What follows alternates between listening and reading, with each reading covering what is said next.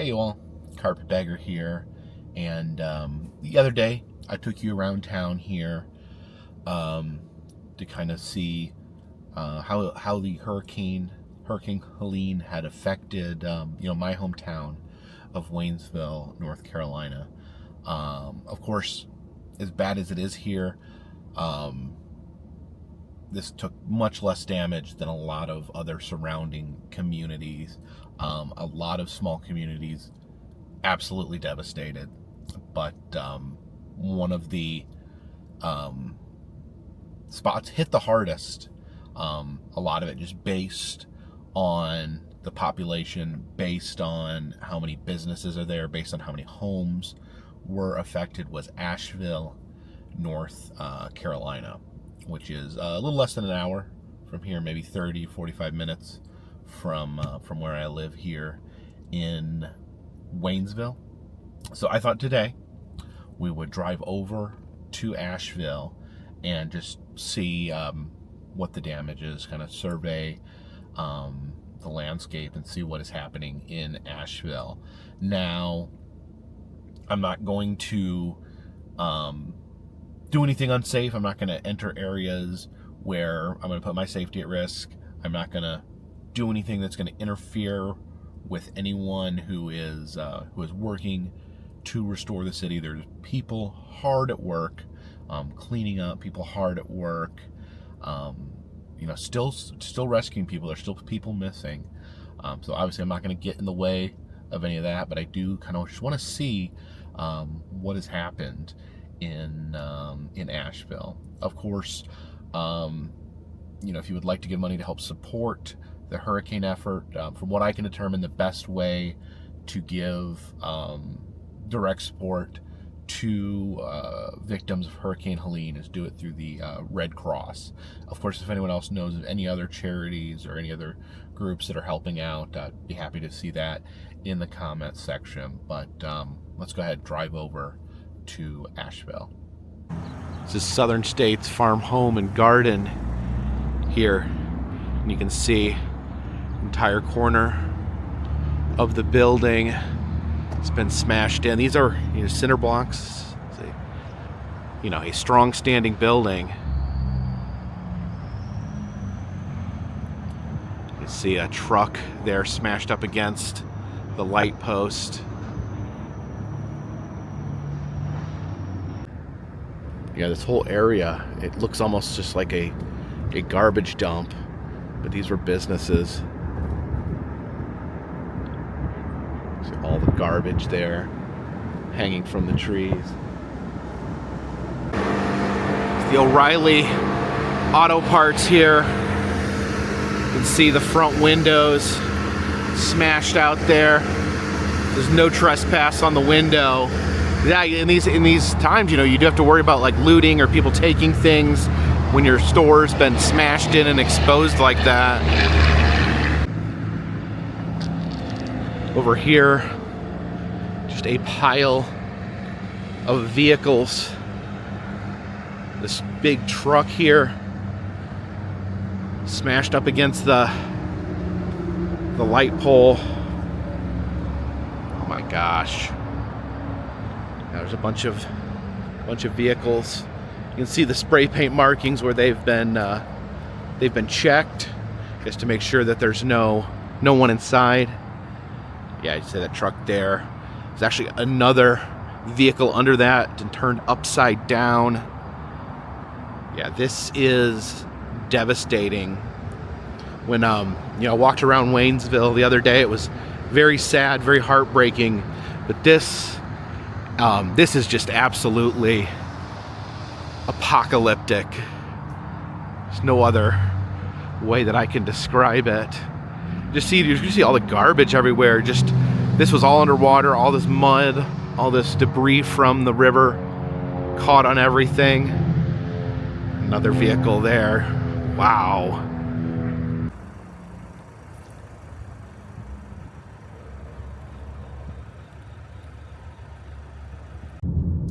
You can see all the traffic lights are still out.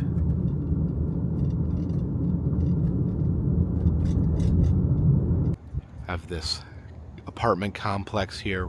We're very close to the river. You can see all these cars that would have been out here in the flood have been moved around and damaged. You can see this truck here. The front of the truck got hit with just these boards with giant nails in them. Just been being pushed by the river. He smashed into the windshield there. You got aluminum siding under the undercarriage of the car. Over here, this car's been turned onto its side. Oh my gosh, you can see the mud in there. See where this van has been pushed on top of this other car. It is just the power of the water, just almost unfathomable. And just the very thick layer of mud still here in the parking lot.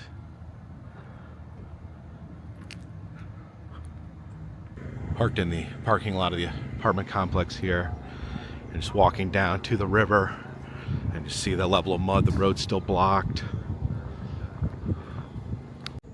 And down here right next to the river is just obliteration. You can't tell where things were standing. So much just gone.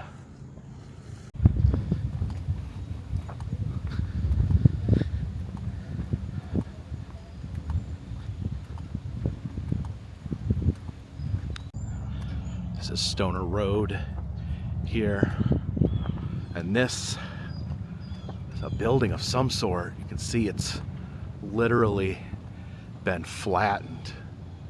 I don't know what kind of store or shop this was. Looks like this may have been some sort of bicycle shop. Do you see a lot of bicycles sticking out of the wreckage? Yeah, maybe a cycling shop. You know, someone's livelihood, someone's whole life, and just destroyed. Yeah, you can see just the cinder blocks just crumbled. Oh my gosh, yeah, the different bicycles and cinder blocks just poking out. A building or warehouse there across the river, just barely standing. You can hear some construction going on, maybe clearing out the inside. See, these power lines are still down. A lot of the city, no power.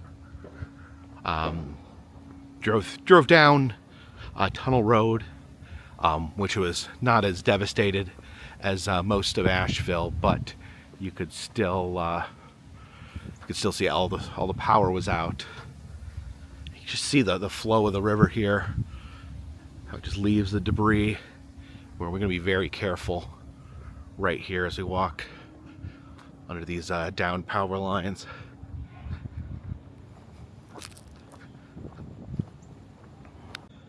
Okay, I did not recognize it at first, but I'm comparing things on my phone to the wreckage. That is the old Tobacco Barn antique shop. It was a massive antique shop here, kind of a detraction. Did not even begin to recognize it, and as you can see, yeah, just completely hollowed out. Oh man, got a little emotional because, like, literally I'm walking out here, I didn't know where I was. I didn't recognize anything, but now I know exactly where I'm at. And it's, oh man, yeah, that's the old antique tobacco barn there, completely emptied out. And yeah, that was a bicycle thrift shop that we went by. So I guess they sold old bicycles. I just realized, I could compare things on my phone to what is still standing. So I'll try to give you guys an idea of what we are actually looking at. But yeah, I've driven down driven down that road many times, and it does not even resemble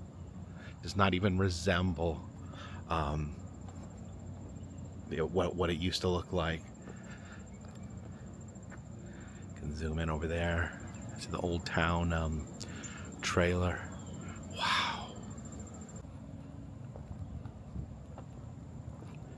Again, do not recommend doing what I am doing, but just going to be very careful not to touch any of these. Of course, they're not, they're not live, but still going to be very careful.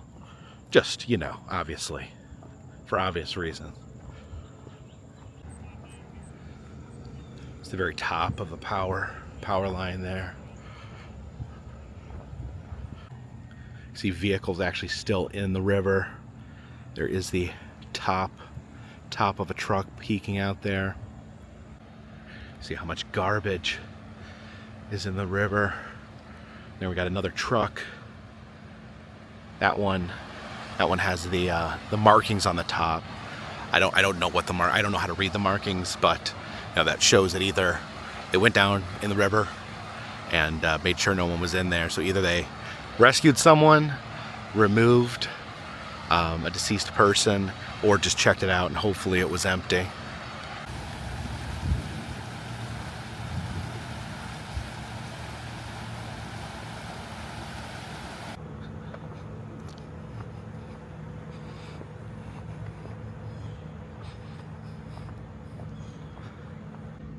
You see what a terrifying mess this is.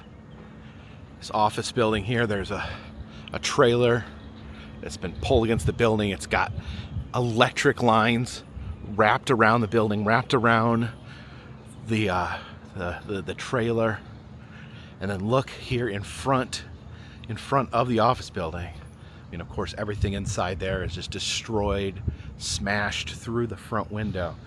But then the actual ground underneath the building being washed away, you can see here how it's, the actual soil being washed out from underneath the street. Obviously that can make it very unstable. Here's the Home 2 Suites. This hotel. Okay, underground there, that would be their parking area. Just absolutely filled with mud. Here, I think this is another office supply store. You see the wall of wood and trees smashed into the side of the building.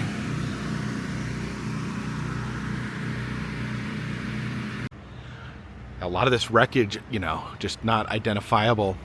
But if you look closely, you can see there's lights. There's lights on this. So this looks like some sort of roof. This could be the roof of somebody's house, of somebody's business. It could be a garage. Yeah, you can see the roofing on there. So this, this is a building that was picked up by the river, pushed down this way, and smashed against this metal electric pole here. We've entered Biltmore Village here. This is the historic area that is right outside the Biltmore estate.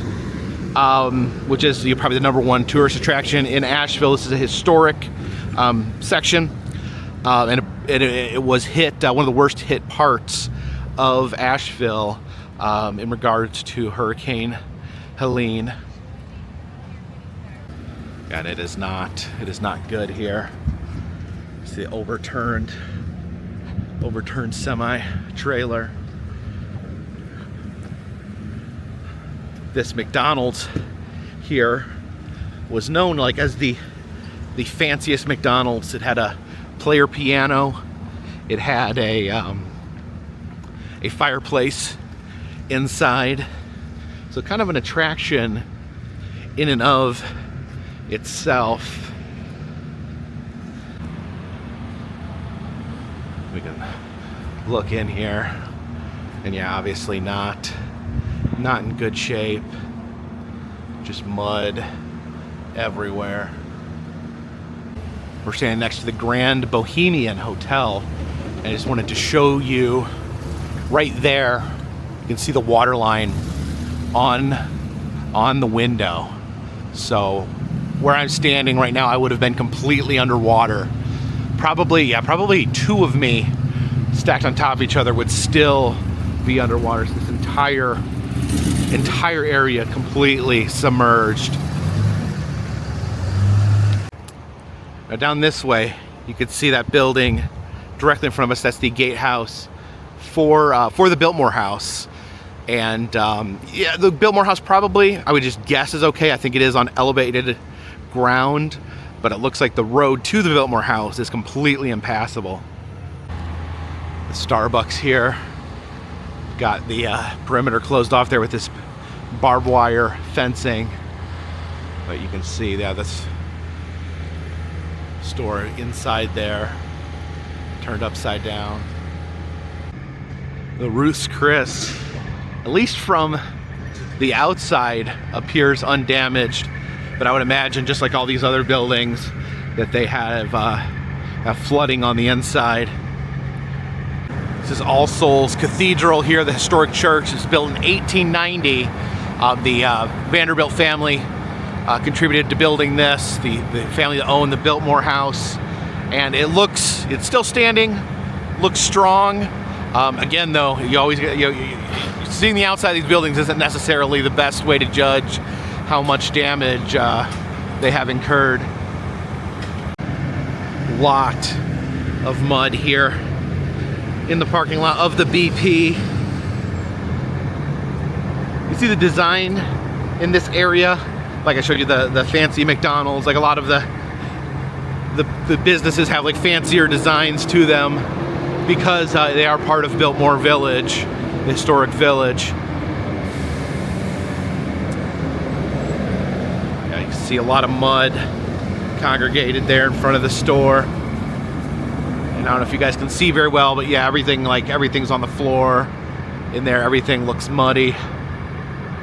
We saw the fancy McDonald's. This is the fancy Hardee's here.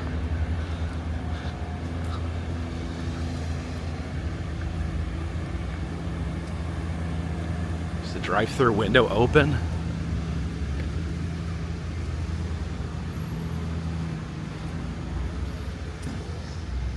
Oh yeah. See the Moe's Southwest Grill, just pretty much completely destroyed. You can see how this side of the building's been completely washed out. Yeah, there's a missing wall right here. You can see the restrooms.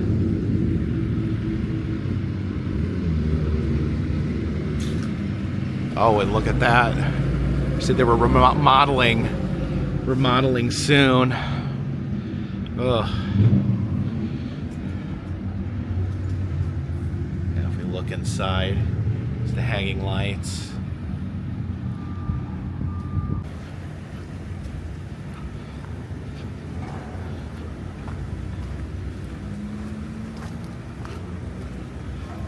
The river flowed over this bridge through these gratings, leaving debris packed in the crevices.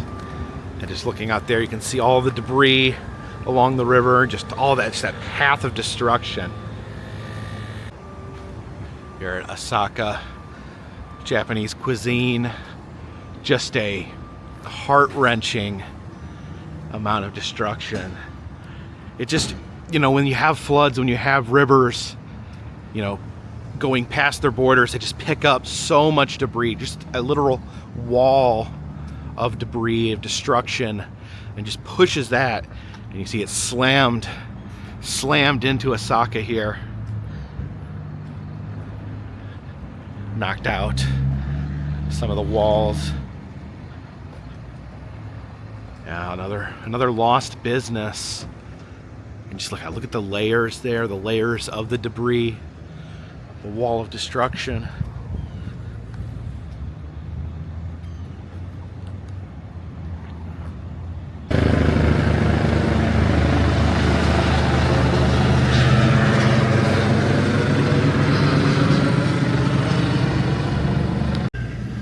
lot of mud over here in the parking lot of the Wendy's.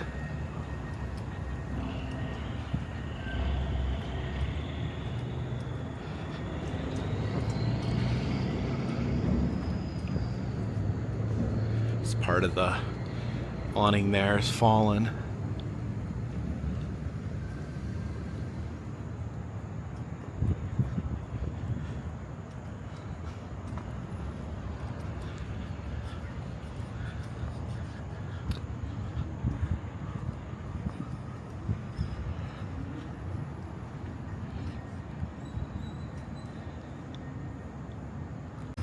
Over here you can see inside of the Wendy's dining room. Just look at that, like on the tables there's just a like pile of mud. Just mud covering everything. It's Asheville Animal Hospital. Like a vet's office.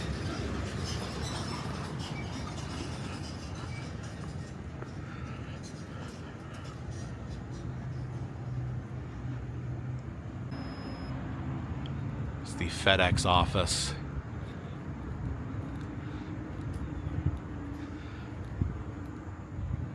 Oh man, you can see even the ceiling has fallen out because the water was so high. They actually pushed out the ceiling tiles. There's a copy machine there. Oh wow.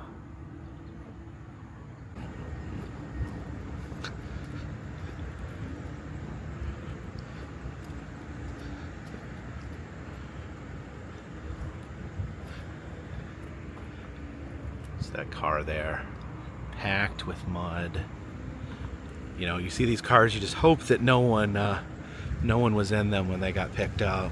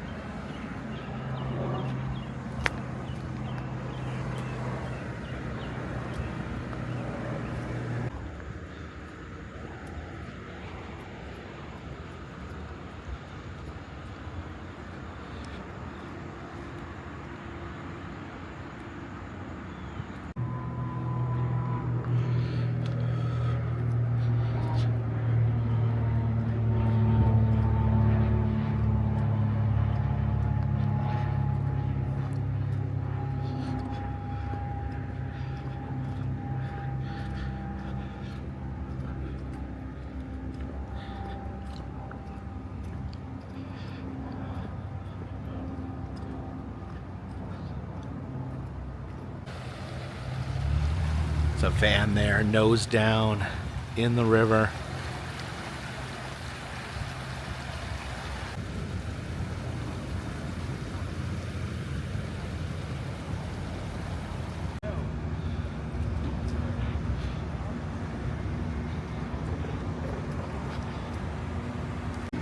This is Ichiban. It's a Japanese steakhouse. The family would eat here on special occasions. That big ball of trees there stuck up on the walkway. Just look at the parking lot here. The overturned cars.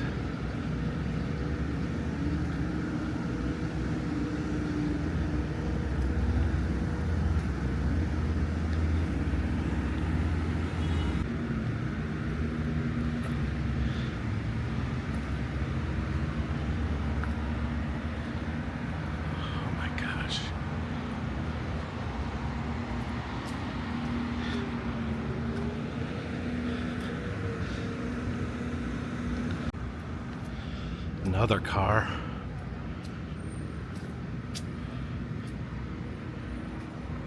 Stop by this tree.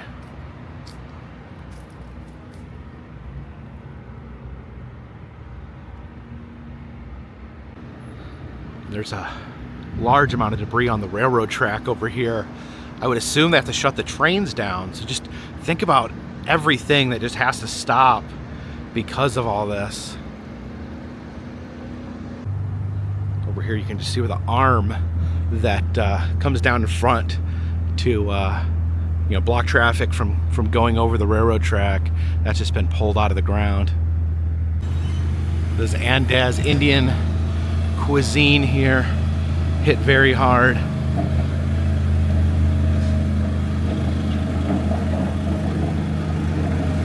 Oh my gosh.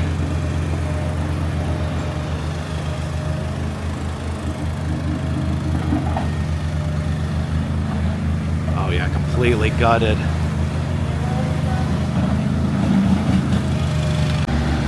See, these businesses here all gutted. They're just right now just working to just push the mud out from inside the buildings. This is the Valley Wayside Bar and Grill.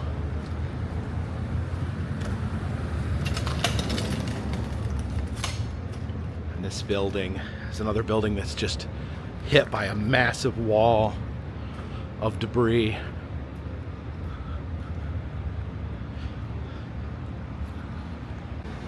And look at this massive storage tank just deposited here. Can you even imagine how heavy that is? And you got a car bumper there tied on to the power pole. It's the cantina.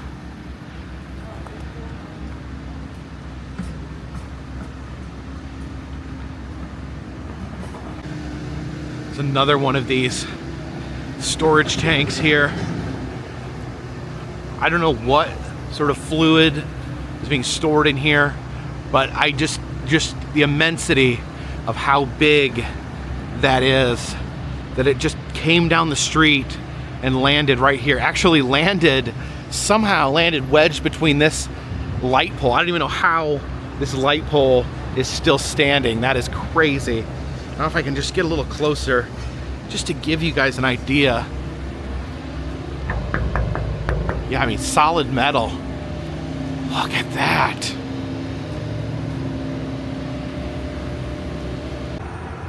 Oh my God. Here's another one of these storage tanks, but look at this one. So much bigger. This is so big. Look at this. It literally has a staircase wound around it.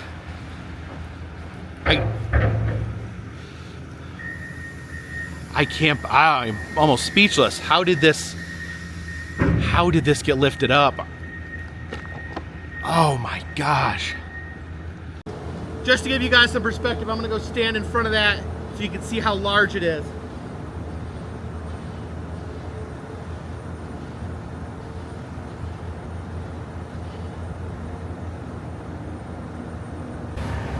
French Broad River Brewery. You can see all these unused beer cans that haven't had any beer placed in them, washed out here by the storm.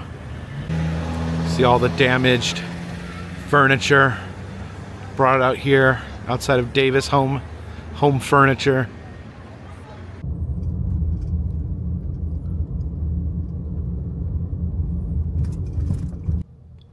Just wanted to drive here downtown Asheville, and fortunately it looks like most of the downtown area is undamaged by the flooding, and you can see the stoplights are working, so maybe they do have some power here in the downtown area.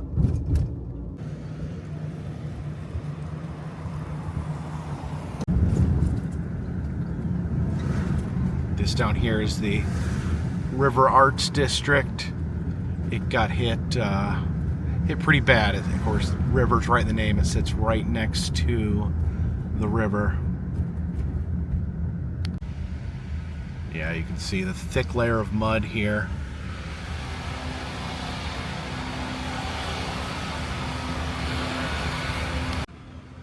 Yeah, see this area absolutely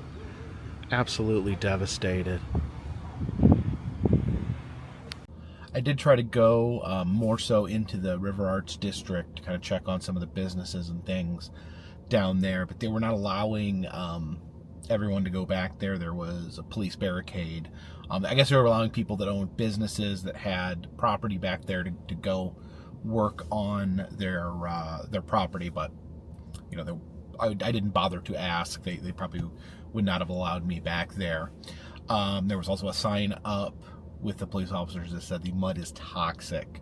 So I'm guessing that meant the mud is mixed with something, possibly sewage, or something like that makes it even more dangerous to be around in that area. And I also just want to point out, like, I showed some of the worst affected areas in Asheville. Now, some areas may not appear as damaged, but there's still just so many things to consider, because even businesses that look like they're okay on the outside could have been flooded on the inside, could have been, taken in a large amount of financial damage inside the store. Even if it looks like this hadn't been touched, that still doesn't mean that their store hasn't flooded, that their items inside. You can't tell until, I was showing a lot of the outsides of buildings that were clearly devastated, but there's a lot of buildings that on the outside look fine, but inside you don't know. Like we saw the mud in Wendy's, how it piled up inside on the tables.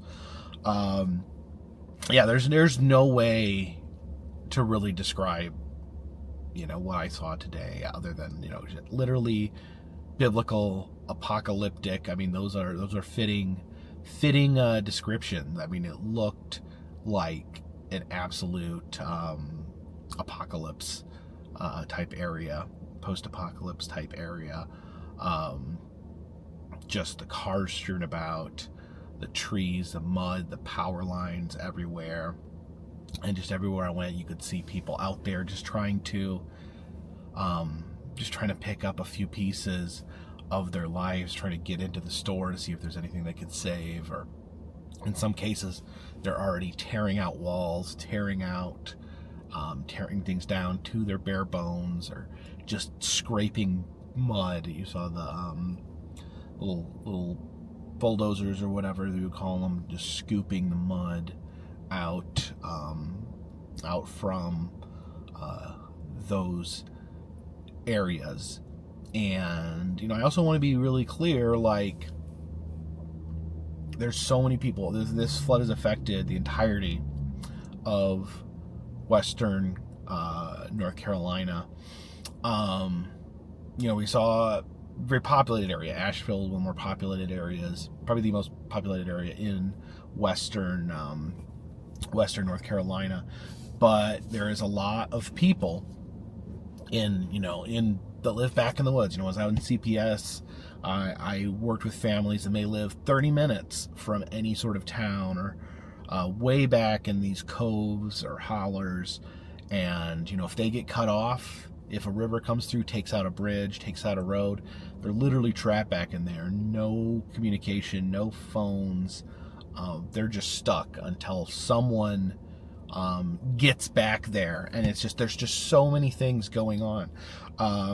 Again, Asheville, you can just see it with your eyes how devastated it is, but there's just devastation going on in all these little communities. All these little communities have their own crises. Some of these communities are having literal, the worst crises that they've ever had, but there's resources are thin. A lot of attention going to Asheville because there's more people there, larger populations there, bigger need, but there's still all these small communities in the area that are devastated. I showed you guys around Waynesville the other day. Obviously, it is not as catastrophic as what's going on in Asheville, but still, you're talking about people in their homes losing all their furniture, their carpeting, the integrity of their homes, their basements flooded. These are expensive things for people that may not have a lot of money. This is one of the poorest regions in the United States. Like I said, when CPS worked with families that didn't have hardly anything, that live on the same property for generations and generations. You have that destroyed. They've lost literally everything that they own. So I don't want anyone to think that just because I didn't show an area, or because I did show an area and it looked okay, that people there aren't suffering. Every community here is having its challenges. The town of Canton, North Carolina, they have their I tried to drive in there yesterday. They had their main street was completely blocked off. So catastrophic flooding, catastrophic damage to the entire region here. Again, I personally very blessed. All I got out of it was a wet basement. My loved ones are safe. I'm safe. I'm in a position where I'm not financially devastated by this. As you go around Asheville, you can see people just trying to do something, trying to, people out just picking up debris out of their yards, or pushing debris out of the road. There's some young people out there just picking up garbage, people with snow shovels just trying to get some of that mud cleared out of the walkways. At a lot of stations, people set up giving out food, giving out water. So a couple different stations where they were giving out hot food to people.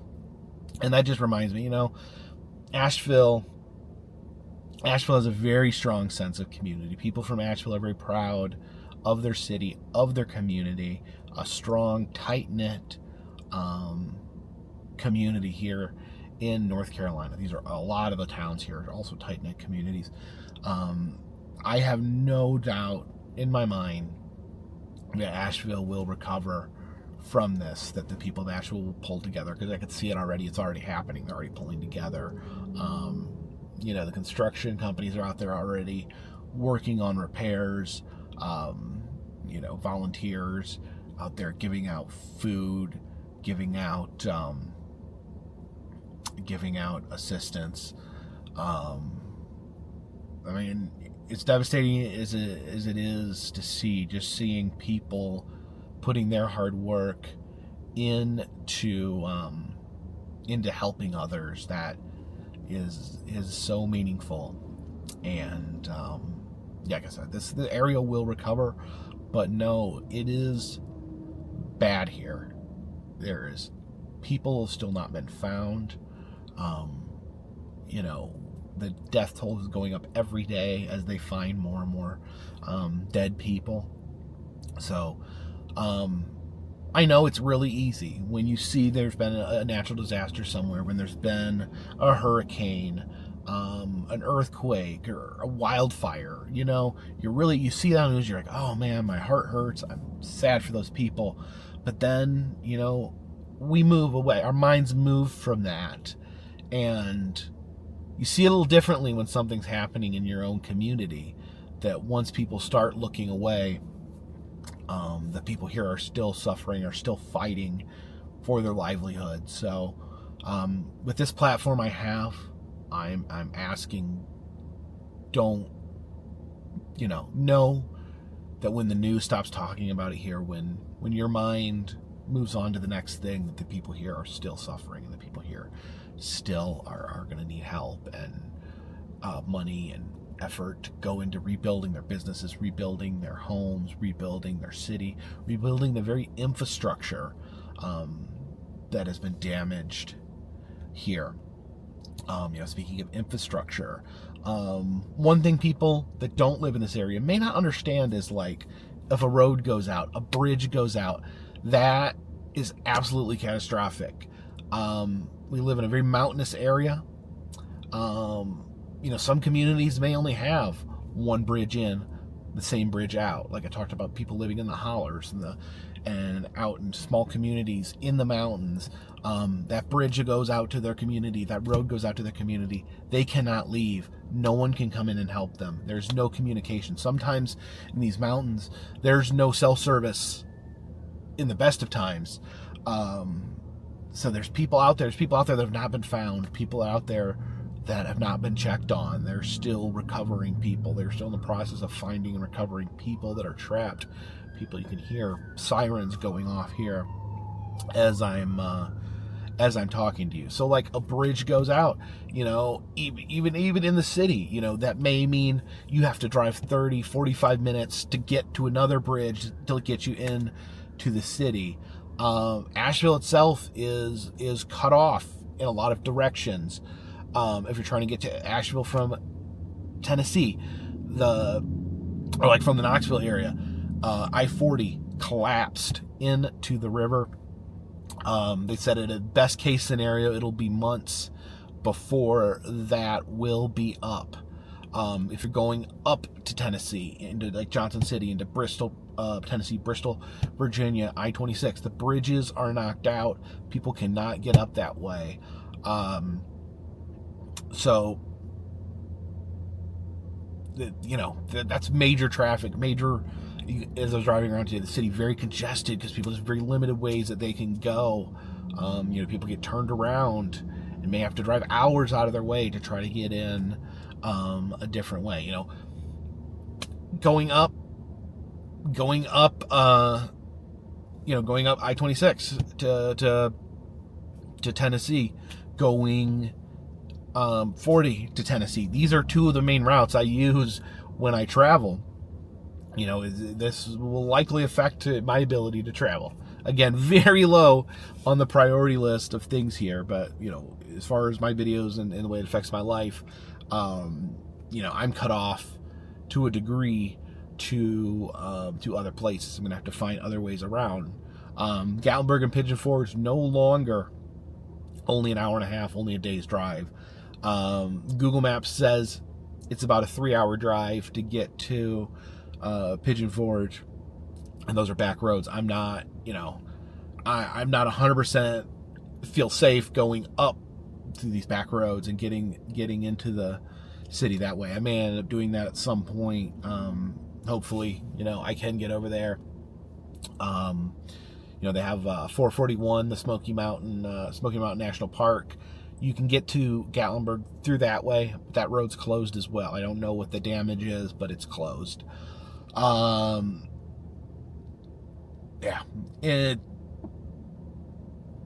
But again, all this, the traveling stuff, it's stuff that can be worked around, stuff that is more of an inconvenience to me. But these same things can be very, you know, people cut off from their families, people unable to reach their families. You know, it is a disaster here. It is a real life disaster. It is the worst natural disaster historically. Like the worst natural disaster on record was the 1916 flood of Asheville, and this has broken all those records. So I don't know the exact numbers, whatnot, but my understanding is this is the worst natural disaster to ever hit Western North Carolina, to ever hit the Asheville area. You saw the flooding. I mean, we're talking probably, you know, 20 foot tall, you know, 20 feet plus higher than the river normally is, just swallowing businesses and homes. You saw the cars moved around, the giant tanks littered around Asheville. Oh man, it is a rough time here, and my heart goes out to everyone who's still suffering in the storm, everyone who's lost, especially lost people, lost their jobs, lost their livelihood, lost their homes. It is absolutely heartbreaking. Like I said, if you do feel inclined, you know, there is charities, you know, Red Cross, of course, is a reliable charity. If anyone knows of any other charities that can help out this area, leave a comment in the comment section.